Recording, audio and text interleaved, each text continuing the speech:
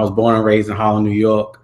Um, Went to an all boys Catholic school called Carter Hayes High School. That led me to a job. I mean, that led me to going to Delaware State University, where I got my bachelor's in mass communications. My, led me to my first internship working with the Eagles. That's like a digital platform intern.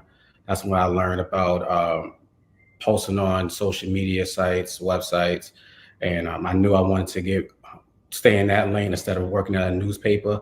I try to like follow like Stephen A. Smith and Skip Baylor's path of working at a newspaper, but I knew that in this generation that we was moving forward, that like newspapers kind of going extinct. So working with social media and being like a digital journalist would help me get to where these guys is at now, even though our paths would be different.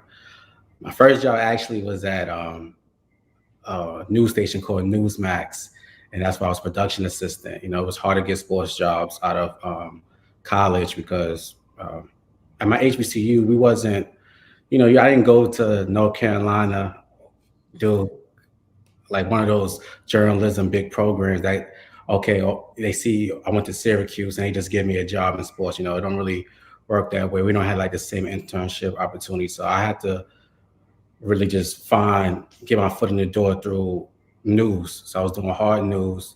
Then put that on my resume. That led me to be at Overtime, being a digital content creator. That was my full-time job. I loved it. The environment was great because everybody was my age. My boss was actually 28. I was 24, 23 at the time.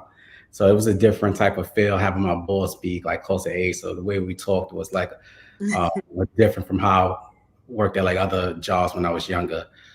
COVID happened. That job turned to part-time because, you know, Overtime was not as big as like ESPN or the NBA. You know, there's kind of just like a startup.